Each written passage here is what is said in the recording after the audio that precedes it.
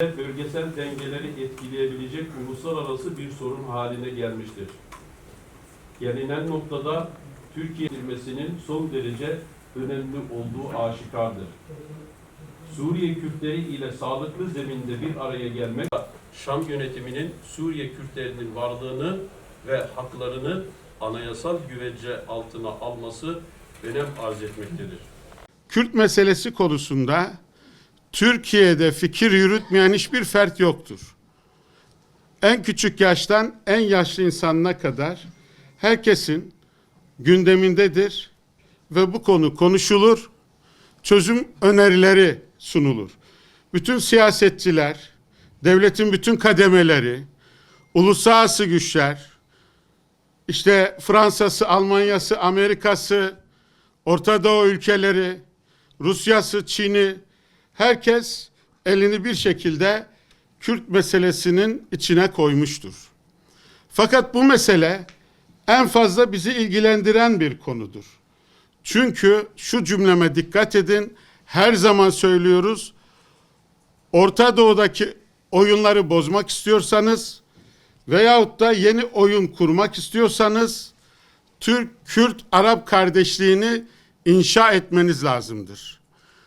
Türk-Kürt-Arap kardeşliği inşa edilmediği müddetçe bizim sahamız, havzamız, uluslararası güçlerin, art niyetlilerin oyun sahası olacaktır. Kan akıtılacaktır, gözyaşı akıcaktır. O nedenle bugün çok tarihi bir fırsatı yakaladık. Bugüne kadar yaşanılmışlar bir tarafa konularak, dondurularak, haklı haksız konuları gündeme getirilmeden ilk defa bir kardeşlik projesi bu kadar uygulanır hale gelmiştir. Bu fırsatı kaçırmamak gerekiyor. Özellikle zamanında bu konuda en fazla tedirgin olan bir siyasi misyonu bugün Kürt meselesinin çözülmesi gerektiğini söylüyorsa burada demek ki altında çok önemli gelişmeler yatıyor veya gelecekle ilgili bir takım endişeler taşınılıyor. Sayın Devlet Bahçeli'nin bu söylemi göz ardı edilmemeli ve herkesin bu konuda elinden gelen gayreti ortaya koyması gerekmektedir. 1. Ülkemizde Kürt meselesi kadim bir sorundur. Kimilerine göre 40 yıllık, kimilerine göre ise 100 yıllık olan bu sorunun iktisadi, siyasi, hukuki, sosyal ve psikolojik, kültürel, etnik ve dilsel çok çeşitli boyutları mevcuttur.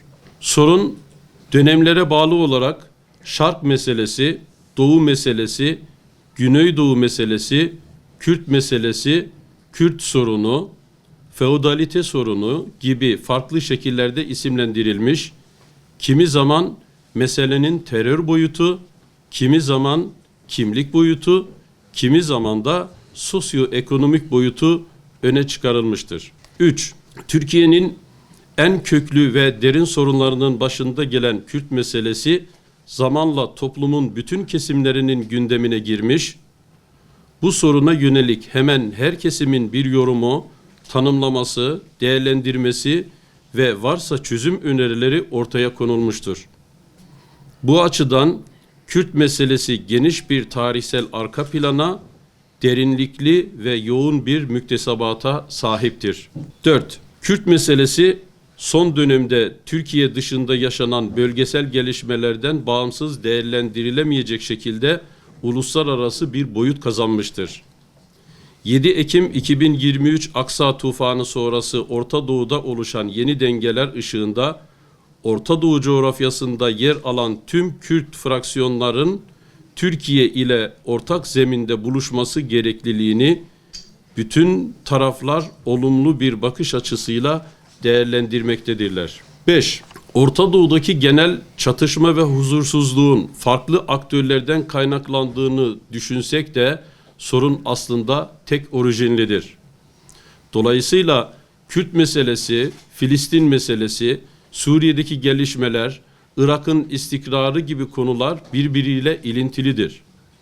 Emperyalizm ve Siyonizmin aktörlerinin bu meselenin ortaya çıkışı ve çözümsüzlüğündeki rolünün bilinen bir gerçek olduğunun farkındayız.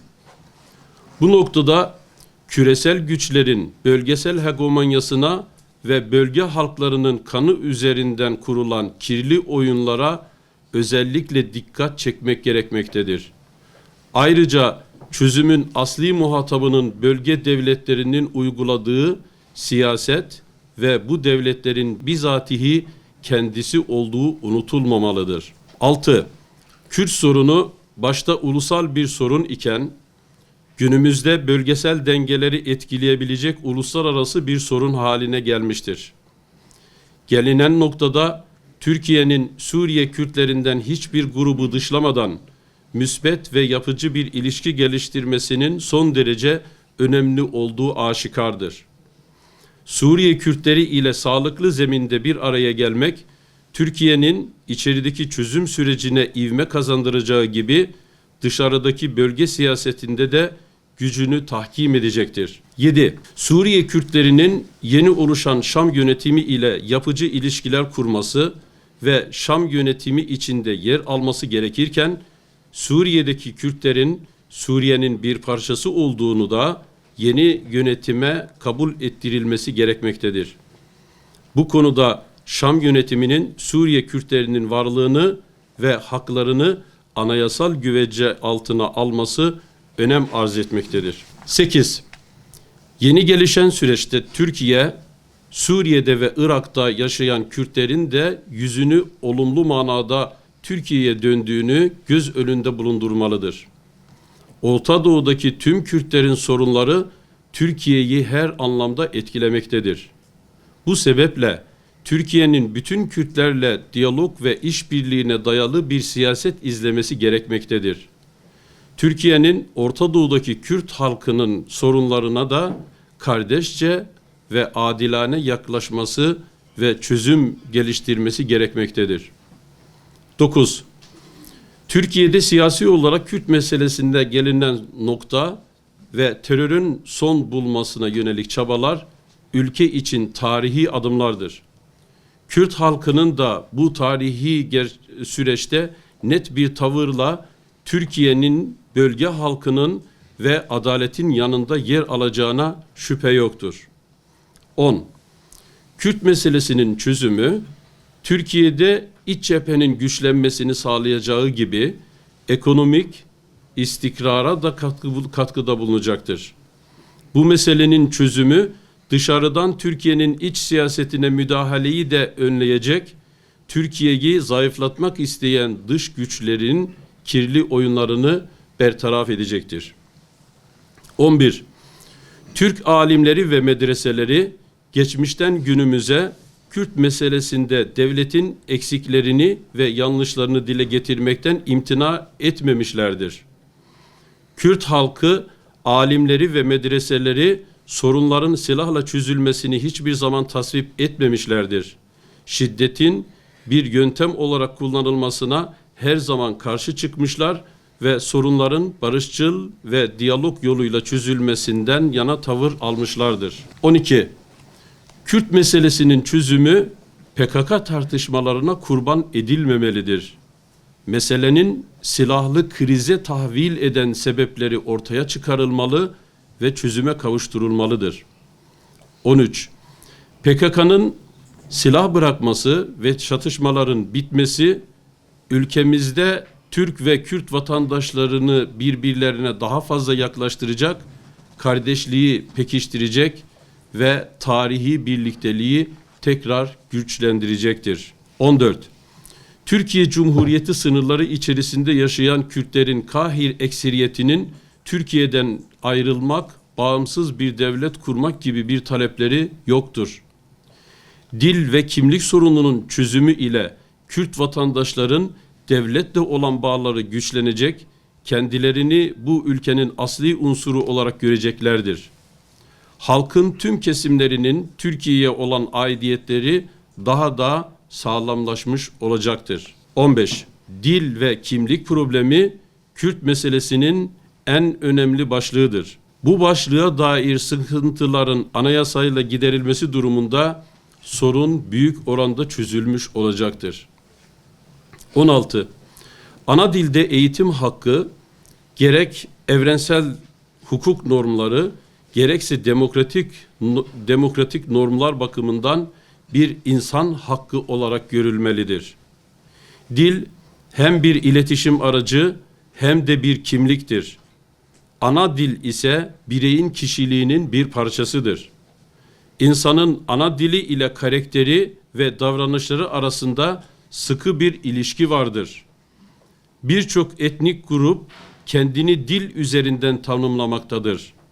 Bu sebeple anayasa, kanun ve yönetmeliklerin ana dil eğitimini yasaklayan ve dışlayan hükümleri düzeltilmelidir. 17. Hükümetin Orta Doğu'da gelişen dengeleri de göz önünde bulundurarak Kürt sorunu başta olmak üzere sorunların çözümünde sivil inisiyatiflere ait farklı ses ve düşünceleri de dikkate alması, meseleleri tek bir muhataba indirgemeden irdelemesi önem arz etmektedir. Bu bağlamda bürokratik ve resmi kurumların arayışları yanında sivil toplumun gözünden Kürt meselesinin çözümüne yönelik sivil katkılara, tespitlere, önerilere ve sivil toplumun olası sorumluluklarına ilişkin de bir çalışma yapılması gerekmektedir.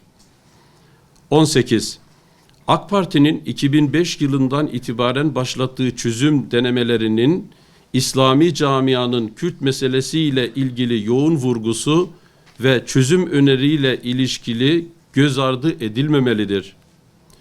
Günümüzde yaşanan süreçte hükümetin çözüme yönelik çabalarının toplumun her kesiminde takdirle karşılandığını ve tam güven duyulduğunu da belirtmek gerekmektedir.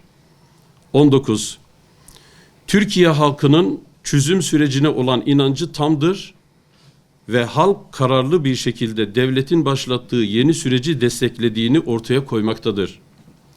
İnsanlar kanın dökülmediği, adilane bir kardeşlik yaklaşımıyla birlik ve beraberlik içerisinde barışın hakim olduğu bir hayat sürmek istedikleri için yeni süreçten memnuniyet duymaktadırlar. Son olarak STK'lar Kürt meselesini ele alırken çözüme odaklanarak ideolojik kamplaşmalardan kaçınmalıdırlar. Toplum olarak bugüne kadar bu meseleden kaynaklı büyük kayıplar yaşadık. Telafisi mümkün olmayan çok ağır bedeller ödedik.